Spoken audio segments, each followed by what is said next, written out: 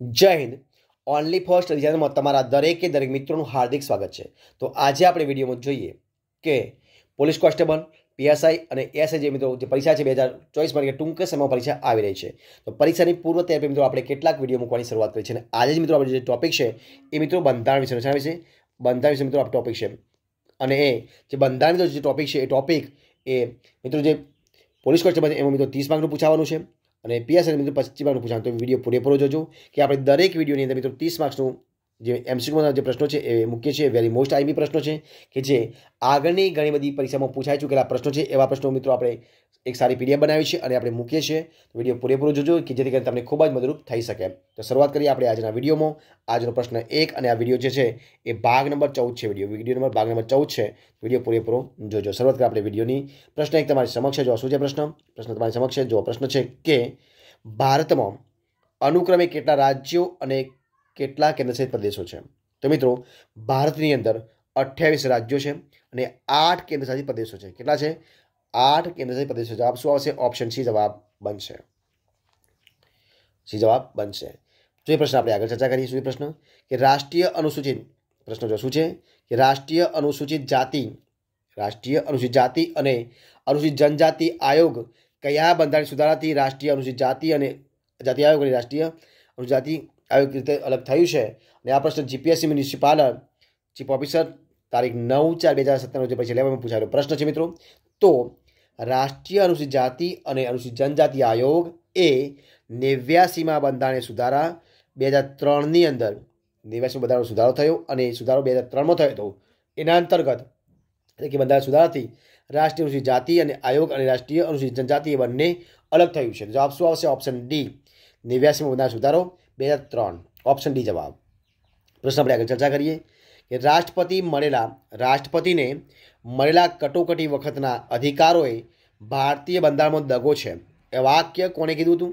તો મિત્રો આ વાક્ય કોણે કીધું? તો આ વાક્ય કહ્યું હતું જો વાક્ય કોણે કહ્યું હતું? કે.એમ. નામ્બિયારે. કોણે કહ્યું હતું? કે.એમ. નામ્બિયારે કહ્યું. કોણે કહ્યું હતું કે રાષ્ટ્રપતિને મળેલા કટોકટી વખતના અધિકારોએ ભારતીય બંધારણમાં દગો છે? આ વાક્ય કહ્યું હતું કે.એમ. નામ્બિયારે. જવાબ આપશે ઓપ્શન એ કે.એમ. નામ્બિયાર. ઓપ્શન એ જવાબ.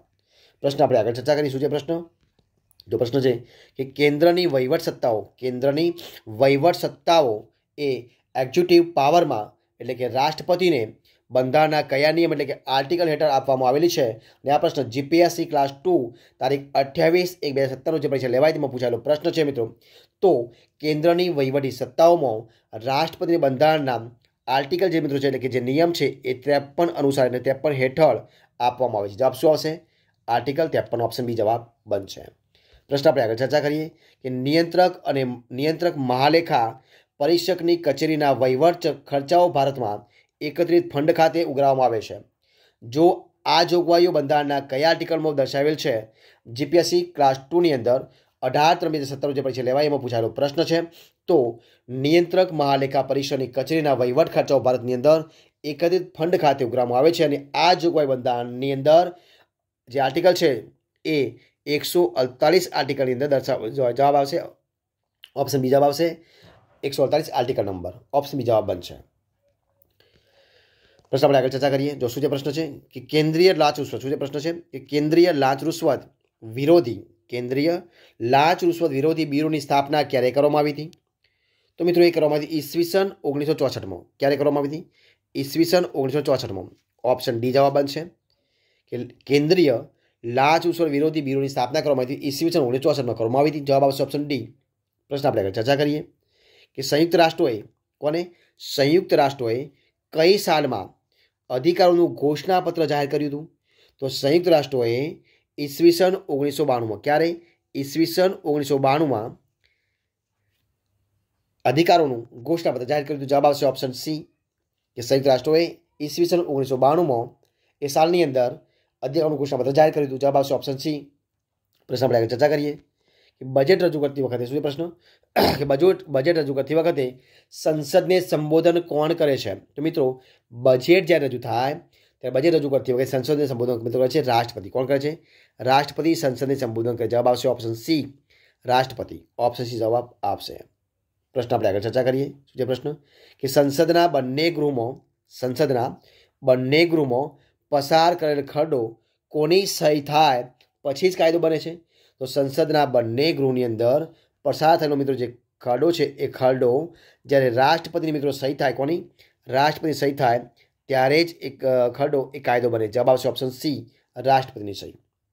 પ્રશ્ન આપણે આગળ ચર્ચા કરીશું. જે પ્રશ્ન છે કે રાષ્ટ્રપતિ કઈ કાયદાની વિષયો પર વટહુકમ બહાર પાડી શકતા નથી પૂછી ત્યાં જોયું નથી.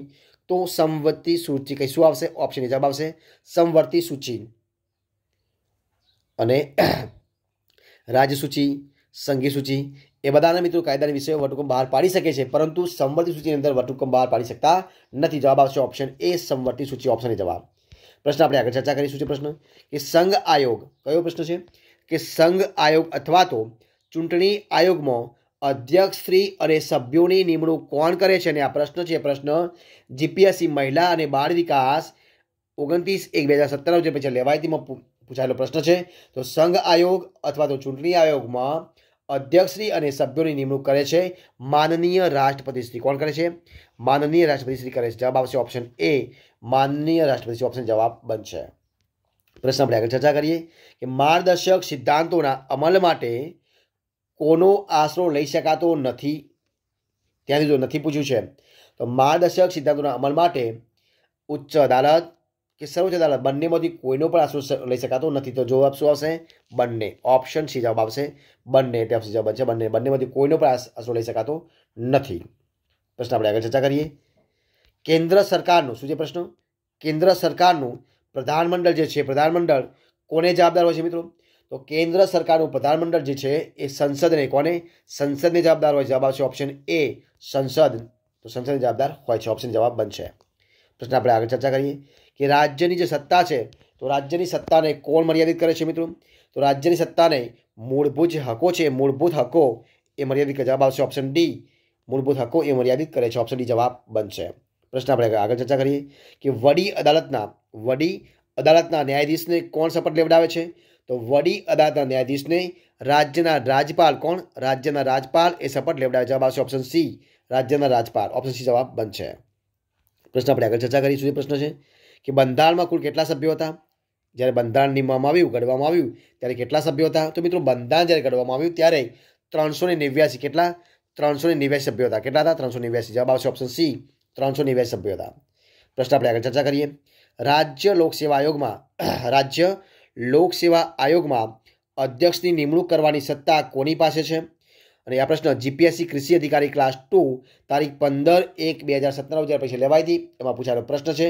તો રાજ્ય લોકસેવા આયોગમાં અધ્યક્ષની નિમણૂક કરવાની સત્તા એ નામદાર રાજ્યપાલશ્રી પાસે છે. કોની પાસે છે?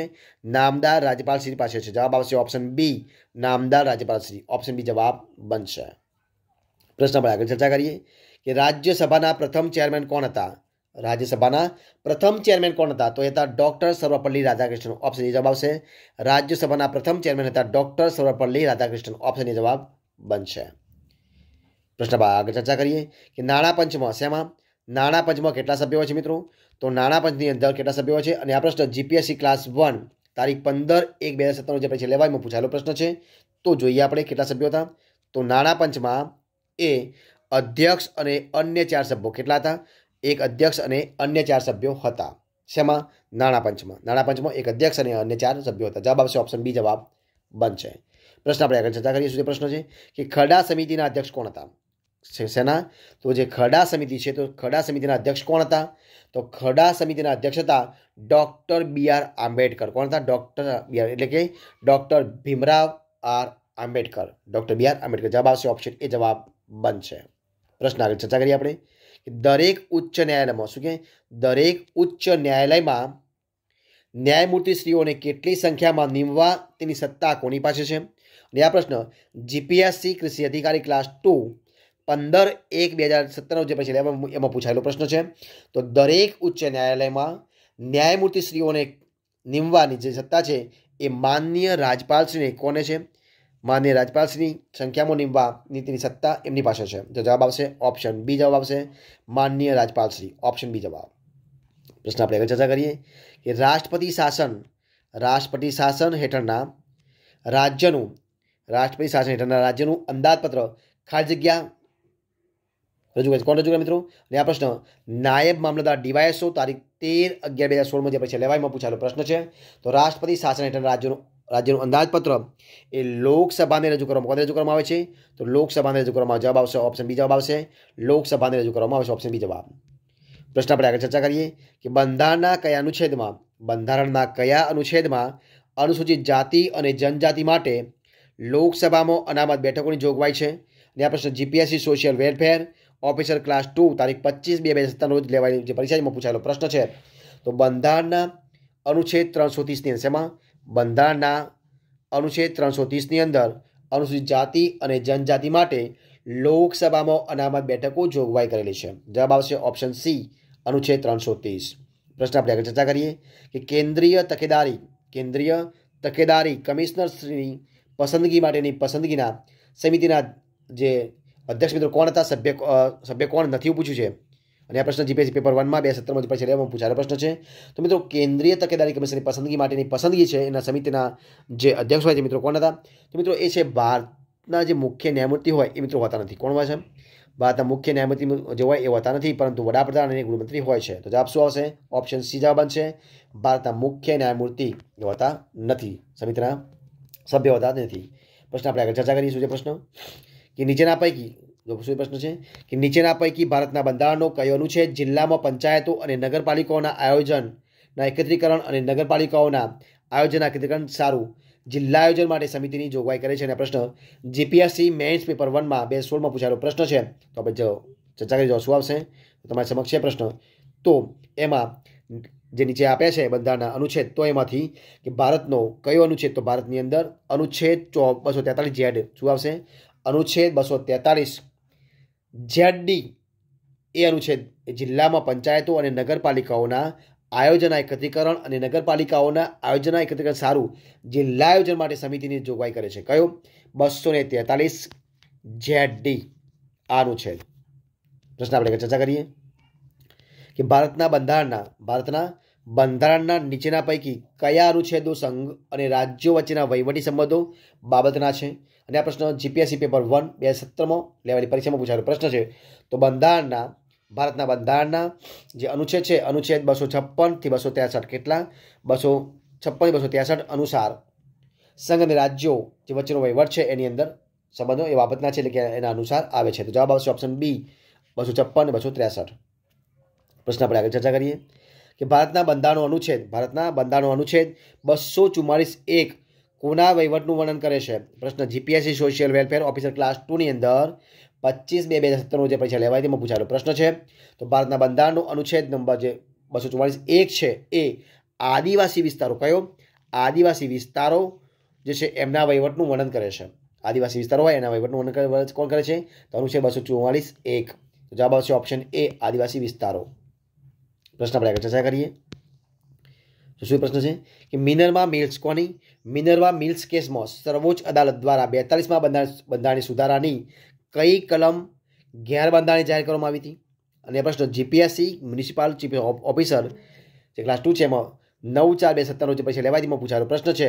તો મિત્રો મિનર્વા મિલ્સ કેસમાં સર્વોચ્ચ અદાલત દ્વારા જે 42મા બંધારણ સુધારો થઈ ગયા એમાં કલમ નંબર 55માં કલમ નંબર 55માં ગેરબંધારણીય જાહેર કરવામાં આવી. કઈ કલમ 55 એને જવાબ આવશે ઓપ્શન બી 55 કલમ. ઓપ્શન બી જવાબ.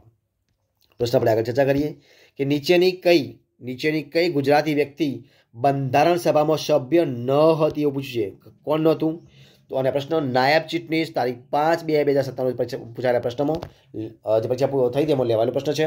તો જે નીચે મિત્રો આપે છે વ્યક્તિઓમાંથી કોણ નહોતું બંધારણ સભામાં? તો રવિશંકર મહારાજ મિત્રો નહોતા. કોણ હતા? રવિશંકર મહારાજ નહોતા. એટલે જવાબ આવશે ઓપ્શન ડી. બાકી હંસા મહેતા, કનૈયાલાલ માણેક મુનશી, સરદાર વલ્લભભાઈ પટેલ એ લોકો હતા. તો કોણ નહોતા? તો રવિશંકર મહારાજ નહોતા. જવાબ આવશે ઓપ્શન ડી રવિશંકર મહારાજ. અને આ વિડીયોનો છેલ્લો પ્રશ્ન મિત્રો જોઈએ શું છે કે ભારતમાં શું છે પ્રશ્ન કે ભારતમાં પંચાયતી રાજની શરૂઆત ક્યાંથી થઈ? પ્રશ્ન છે કે ભારતમાં પંચાયતી રાજની શરૂઆત ક્યારે થઈ હતી? તો ભારતમાં પંચાયતી રાજની શરૂઆત થઈ હતી 2 ઓક્ટોબર 1959માં. ક્યારે? 2 ઓક્ટોબર 1959ની અંદર પંચાયતી રાજની શરૂઆત ભારતમાં થઈ હતી. ઓપ્શન બી જવાબ બનશે. તો મિત્રો અહીંયા આપણે જે 30 પ્રશ્નો મિત્રો જે MCQ પ્રકાર છે એનો સંપૂર્ણપણે વિડીયો સાથે આપણે અહીંયા પૂરું કરીએ છીએ. જો તમને મારો વિડીયો ગમ્યો હોય, પસંદ આવ્યો હોય, યુઝફુલ લાગ્યો હોય તો વિડીયોને લાઇક કરો મિત્રો ફરજિયાત છે. તમારે જે પણ કોઈ કોમેન્ટ હોય એ પણ તમે મને કોમેન્ટ કરી શકો છો અને વિડીયો તમારા મિત્રો પણ શેર કરી શકો જેથી કરીને એમને પણ મદદરૂપ થઈ શકે. છેલ્લે ચેનલમાં નવા હોય ચેનલ સબસ્ક્રાઈબ ન કરી હોય તો only for study channel subscribe કરવા માટે વિનંતી છે.